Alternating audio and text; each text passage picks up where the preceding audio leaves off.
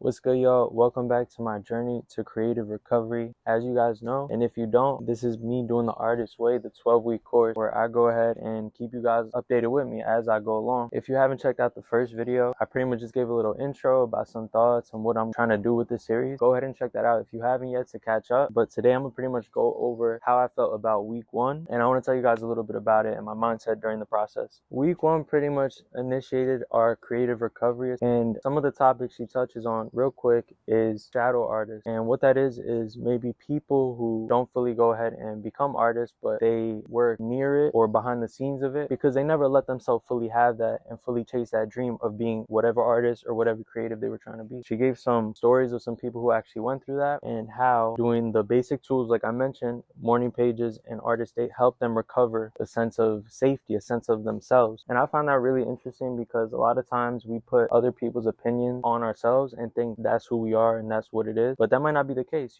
Sometimes we might run with what someone says about us and not realize that our whole lives it affected us. And she talks about addressing those things in this chapter.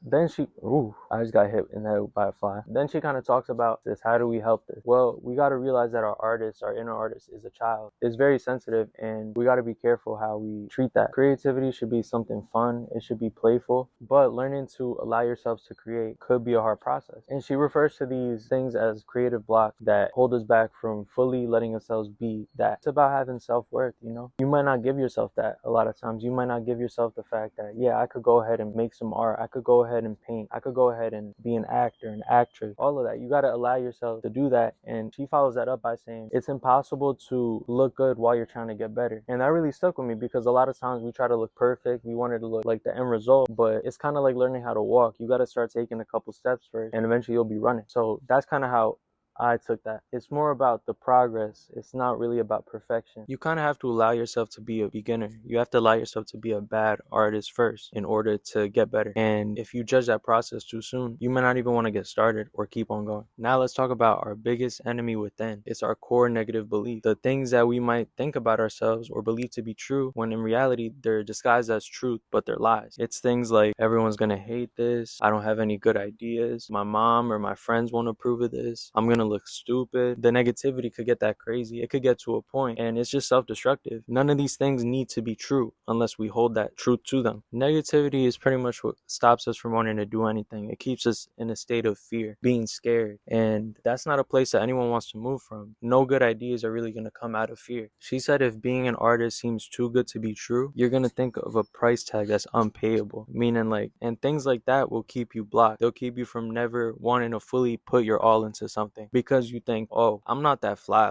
I really can't be that. And what I call this was either or thinking. Why can't it be both? Why can't I be an artist financially stable? Why can't I be an artist and also have a wife, a loyal girlfriend? Why can't it be both? A lot of times people try to put a price tag on stuff nah, this is going to cost you this. If you really want both, you can have both. The last thing that week one mentioned was affirmations. It's about the way that you talk to yourself. A lot of times we could get sour. We could see other people doing it and we could be like, oh, I could do it better, but I just don't have the right things set up right now. You guys get what I'm saying. I find myself doing that sometimes too. And what an affirmation is a positive statement of positive belief. To give some examples, I deserve love. I am enough. My creative ideas come to good. I'm confident in my creative work. And these are essentially things that we can read to ourselves every day that override those negative beliefs, those core negative beliefs that I talked about, where the goal is to exchange, damn, I'm not good enough, to I am good enough. You know what I'm saying? We're trying to expel that pretty much by doing affirmations. The core negative beliefs, they're going to keep you stuck and not able to really do anything and move the way you want to because you don't feel good about yourself. Now that I talked about what she kind of covered in week one, just because I wanted to give you guys a little bit of wisdom, maybe some things that I said resonated with you the way they resonated with me. So I pretty much focused on week one this past week. In the first video, I mentioned the basic tools, which was the Artist Date and the morning pages. I got all my morning pages done throughout this week, meaning I made sure to write my 3 pages, right? So pretty much, I know it's probably hard to see, but all that is pages that I wrote this week. And I'm up to morning page number 8. I want to be honest with this. I'm not going to sit on here and say that it was really easy to go ahead and do that. Sometimes I didn't even get them done in the morning. Sometimes I had to get them done in the afternoon. My first time around doing this, I would almost kind of lie to myself, acting like I did a morning page right day when I did it a day after. Even if I had that happen to me this time, I made sure to write, oh, this was the one from yesterday, but I did it today, just to kind of tell myself and keep myself in check and fix it. Because this time going into week 2, do my morning pages in the morning and not throughout the day. To really talk about what they did for me, I would say it really helped me get out of my head. I had better days at work, better times getting content ready for my posts, and doing that, getting it on paper, kind of helped me have a little more freedom and feel a little bit more proud of myself. I used to really beat myself up a lot over not doing something or thinking it all has to be done in one day. You can't wake up every day complaining about the same thing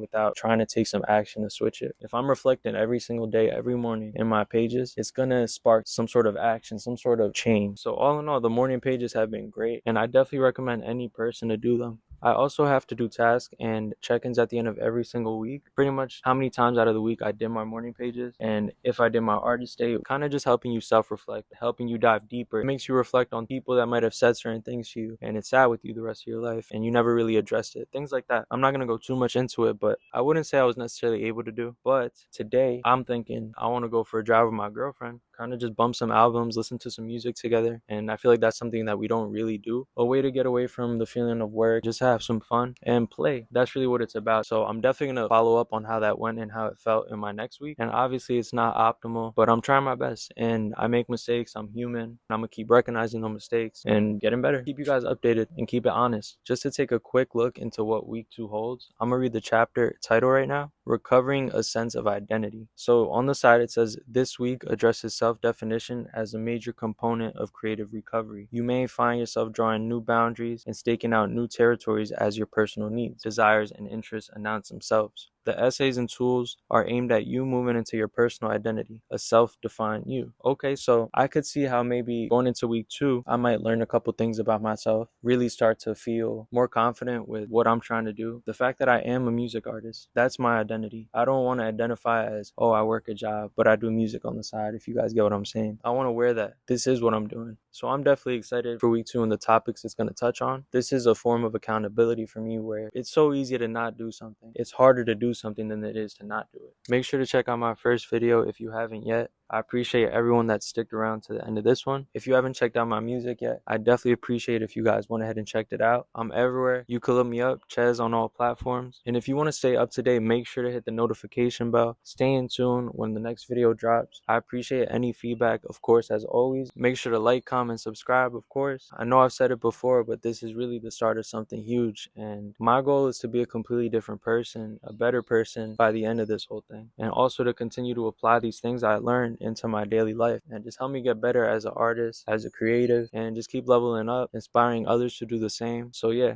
my name is Chez. Don't forget that. Check me out. And I'm gonna catch you guys next week for week 2 update, and we're gonna keep the ball rolling. You already know. Peace out, y'all.